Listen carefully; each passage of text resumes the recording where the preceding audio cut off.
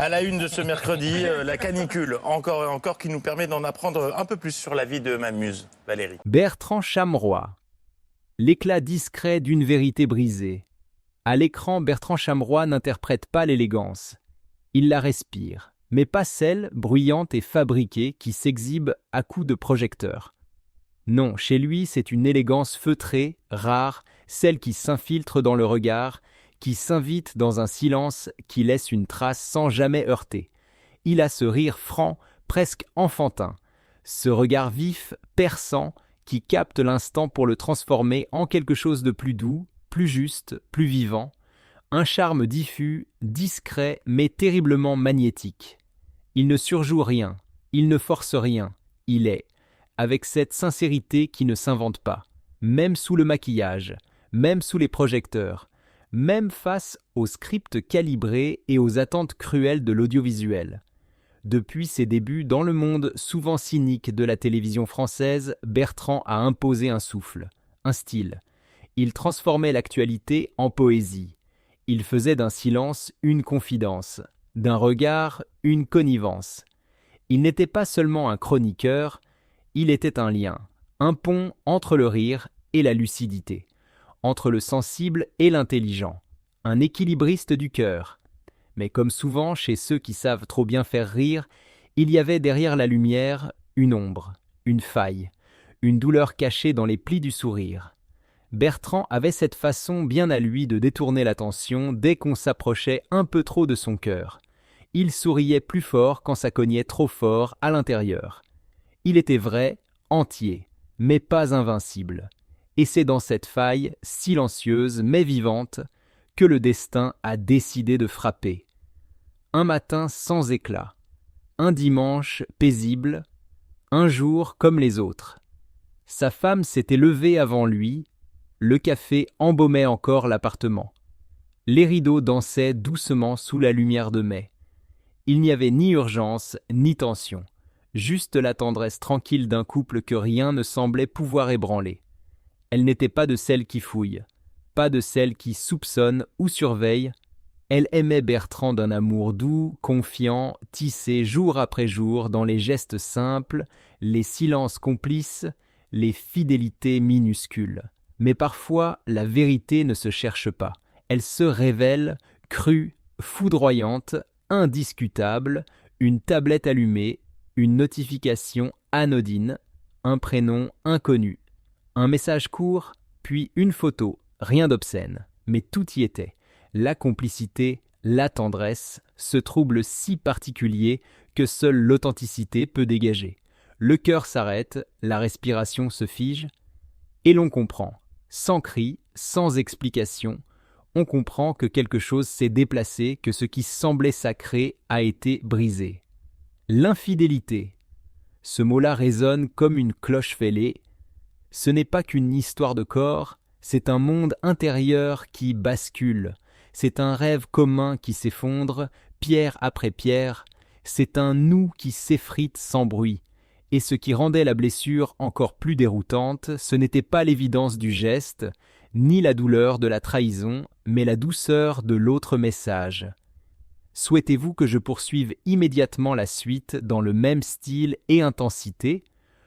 Ou souhaitez-vous que Tui, Tong, Hop, Toan, Bo, Tan, Mot, Kishban, YouTube, OAK, article de fond sur la figure de Bertrand Chameroy. Ce n'était pas une trahison ordinaire, ce n'était pas une chute banale, car l'autre femme n'était ni une tentatrice de passage, ni une collègue trop proche, ni une admiratrice brûlante de dévotion. Non, elle avait 10 ans de plus que Bertrand. Une femme de lettres, discrète, intense, une écrivaine à l'intelligence affûtée, au regard lourd de silence. Un visage qui semblait porter des phrases jamais écrites. Elle n'avait rien demandé. Elle était l'interdit qui ne se donne pas, mais qui s'impose. Elle ne l'avait pas conquis par séduction, mais par compréhension, par cette écoute rare, troublante, presque dangereuse, celle qui ne juge pas, qui voit derrière le masque. Avec elle, ce n'était pas une aventure, c'était un vertige, une faille qui s'ouvre sous vos pas alors que vous pensiez être sur du marbre. Elle n'était pas l'exception. Elle était le révélateur. Quand la vérité éclata, ce ne fut pas un scandale tapageur. Pas de une, pas de tumulte, juste un frisson, une tension dans l'air, un silence qui s'installe là où autrefois régnait la confiance. Bertrand, fidèle à lui-même, ne chercha ni à s'expliquer, ni à accuser, il protégea celle qui l'avait ébranlé, et surtout, il respecta celle qui l'avait blessé. Mais les cercles proches comprirent. Les regards changèrent, les poignées de main devinrent plus tièdes, les silences plus longs, et son épouse, elle, digne jusqu'au bout des ongles, choisit de ne rien dire. Elle ne pleura pas en public, elle ne se déchaîna pas sur les réseaux. Elle encaissa. Elle traversa la tempête avec cette élégance que l'on ne voit qu'en deuil. Pas le deuil d'un homme, mais le deuil d'une image. Celui de l'homme qu'elle avait cru inébranlable. Bertrand, lui, ne fuyait pas. Il ne se réfugia ni dans le déni, ni dans des excuses faciles. Il fit face, number fragile, authentique, et il parla. Pas pour se justifier, mais pour dire sa vérité.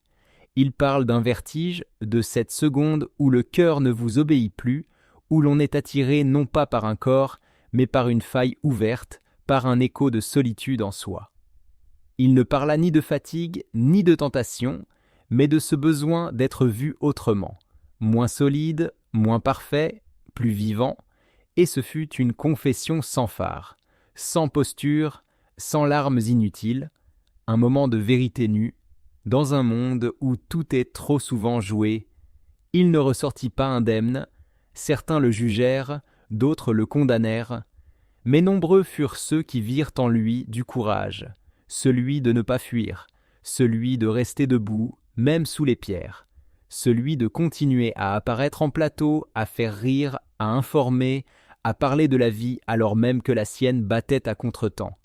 Sa femme, elle, garda le silence. Pas par faiblesse, mais par grandeur.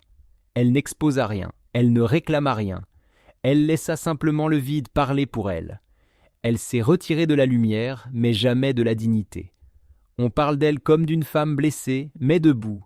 Une femme qui n'a pas crié sa douleur, qui l'a traversée, sans éclat, sans mise en scène, avec cette pudeur puissante des êtres qui savent aimer sans se perdre. Et peut-être, au fond, c'est elle encore ce que Bertrand vaut. Non pas malgré ses failles, mais avec elle. Peut-être devine-t-elle que l'amour véritable ne meurt pas dans l'erreur, mais qu'il se transforme, qu'il s'éprouve, qu'il se redéfinit. Quant à l'écrivaine, elle s'est effacée. Aucune interview, aucune revendication, rien que le silence, un retrait qui en disait long. Ce n'était pas une conquête, c'était une parenthèse, une faille, un miroir, un rappel brutal de la mortalité des âmes, même les plus rayonnantes. Elle n'a pas cherché à exister dans le scandale, elle s'est tue comme on referme un chapitre. Aujourd'hui, Bertrand Chameroy continue sa route, écorché, mais vivant. Il ne tente pas de retrouver l'image d'un homme parfait, il assume d'être un homme vrai. Faillible, mais debout, il parle moins, il rit peut-être différemment, mais il est là, encore là, et ceux qui l'observent avec attention perçoivent dans ses yeux quelque chose de nouveau, une profondeur, une mélancolie, une sagesse douloureuse, car la grandeur, parfois, ne réside pas dans l'absence de chute, mais dans la manière de se relever. Bertrand n'a jamais voulu être un exemple, mais il est devenu un symbole, celui de l'homme qui tombe, et qui, malgré tout, continue d'avancer, lentement, humblement, vraiment. Mais derrière cette renaissance apparente, le combat demeure, sourd, intime, permanent, car on ne sort jamais indemne d'une faille. On apprend seulement à vivre avec, à respirer autrement, à marcher sur un fil, et Bertrand a appris à redéfinir l'équilibre fragile entre ce qu'il donne et ce qu'il ressent. Sur les plateaux, son humour s'est teinté d'une gravité nouvelle, imperceptible pour certains, mais évidente pour ceux qui savent regarder au-delà du vernis. Une mue discrète, un basculement, comme si chaque trait d'esprit portait désormais l'empreinte d'un passé qu'il ne reniera jamais. Le public, lui, ne l'a pas abandonné. Bien au contraire, car la sincérité, même nue, rassemble. On ne suit pas un homme pour ses triomphes, mais pour sa capacité à tomber avec élégance et à se relever avec humanité. Et c'est peut-être là le plus beau des paradoxes. C'est en exposant sa faille que Bertrand a touché le cœur. Ce que la télévision oublie parfois de montrer, l'homme derrière le personnage. Et dans le silence des coulisses, quand les caméras s'éteignent, quand le maquillage se dissout, c'est un autre Bertrand qui émerge. Plus lent, plus pudique, plus vrai. On dit qu'il lit plus qu'avant, qu'il écrit parfois pour lui seul, qu'il marche la nuit dans les rues de Paris comme s'il cherchait quelque chose ou quelqu'un, et chaque lampadaire, chaque reflet dans la vitrine close semble lui murmurer « Tu n'es pas seul, tu es vivant ». Quant à sa relation avec son épouse, elle demeure un mystère. Ont-ils choisi de se retrouver? Se sont-ils éloignés pour toujours? Personne ne sait vraiment. Les rares confidences parlent d'une paix fragile mais sincère, d'une cohabitation des âmes plus qu'un retour des gestes. Et Bertrand, il ne force rien, il ne se bat plus pour retrouver ce qui fut, il avance avec ce qui reste, il respecte le temps de l'autre, comme il apprend, lentement, à respecter le sien. Il sait désormais que l'amour ne se crie pas, qu'il ne se prouve pas dans les grandes déclarations ni dans les élans spectaculaires, mais dans la constance du regard, dans la douceur d'une présence qui ne demande rien, juste d'être là. Et l'autre femme, que dire d'elle? Cette énigme suspendue dans son parcours, certains la cherchant encore, espérant mettre un visage sur l'interdit, deviner une voix entre les lignes, reconnaître un frisson dans un roman. Mais elle demeure invisible, insaisissable, comme un rêve qui ne revient plus, peut-être parce qu'elle n'est plus là, peut-être parce qu'elle n'a jamais voulu être là autrement que comme une faille. Un rappel brutal que même les plus solides peuvent vaciller. Bertrand, lui, n'en parle pas. Pas par honte, mais parce qu'il sait que certaines histoires n'appartiennent qu'au silence, à la nuit, à ces interstices d'existence qui ne se racontent pas, mais qui vous changent à jamais. Aujourd'hui, il continue, sans tapage, sans cri, sans slogan. Il n'a plus besoin de dire sa vérité, elle s'impose d'elle-même dans la manière dont il pose ses mots, dans la patience avec laquelle il écoute, dans son rire devenu plus doux, plus rare, mais infiniment plus vrai. Il a compris que la lumière qui éclaire vraiment, ce n'est pas celle des projecteurs. C'est celle qui vient de l'intérieur, même vacillante, même blessée, une lumière humaine, émouvante, authentique, et s'il y en a encore qui regrettent l'ancien Bertrand, plus léger, plus fou, c'est qu'ils ont oublié ceci. La profondeur ne naît pas dans le confort. Elle se forge dans la douleur, dans l'épreuve, dans l'acceptation de ses propres zones d'ombre. Ce qu'il offre désormais au monde, ce n'est plus un rôle, ce n'est plus une posture, c'est un homme, debout, vrai, rare, dans un monde où l'aveu passe encore pour une faiblesse, où le paraître écrase le réel, Bertrand Chameroy a choisi l'autre voie, celle de l'introspection, de l'humilité, de la reconstruction. Il n'a pas triché, il n'a pas fui, il a traversé la tempête avec la pudeur des grands et la fragilité des justes. Et si le monde continue de tourner, si les rumeurs finiront, comme toujours, par s'éteindre, il restera cette histoire, celle d'un homme qui a chuté, mais qui, dans sa chute, a tendu la main à tous ceux qui se sentent perdus, trahis, brisés, en leur disant, sans effet, sans artifice, « Moi aussi, et je suis encore là ». Et c'est peut-être cela le plus bouleversant, car Bertrand Chameroy n'est plus seulement un visage familier de la télévision française, il est devenu une figure humaine, profondément, éternellement, des messages, des mots tendres, un prénom inconnu, une femme, plus âgée, 10 ans de plus, et soudain le sol s'effondra sous ses pieds. Ce n'était pas la trahison qui l'anéantissait, c'était le mensonge, le temps volé, les promesses prononcées, les yeux dans les yeux. Ces années à croire qu'elle était l'unique, celle que rien ni personne ne pouvait ternir. Elle s'était crue à l'abri, elle s'était trompée, et lui, il avait tout gâché. Depuis ce jour, Bertrand n'est plus le même. Le chroniqueur pétillant, le sourire charmeur des plateaux télé, n'est plus qu'un homme en ruine. Il sourit encore, par réflexe, par habitude, mais derrière l'image, il ne reste que des cendres. Il ne dort plus, il ne mange presque rien, son visage s'est creusé, ses traits ont fané. Le médecin a parlé d'alerte, de stress aigu, d'épuisement psychique. Mais aucun mot ne saurait vraiment décrire ce qu'il ressent. Le soir venu, il s'effondre dans le silence, dans cet appartement vidé de son souffle. Il fixe les murs, le vide, le parfum de sa femme hante encore les coussins, les cadres au mur, ses photos où il sourit, le regardent comme des reproches figés. Elle est partie sans cri, sans scandale, juste un regard qui résumait tout, la douleur, la stupeur, l'irréparable. Cette femme, il l'aimait. Il l'aime encore, mais il s'est perdu. Il ne saurait dire pourquoi.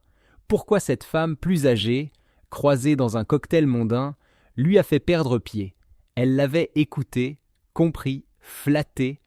Elle avait réveillé une part de lui-même qu'il croyait morte, le besoin d'exister autrement, hors du rôle, hors du costume. Mais ce frisson interdit a tout balayé. La liaison fut brève. Elle n'a même pas eu le temps de devenir réelle.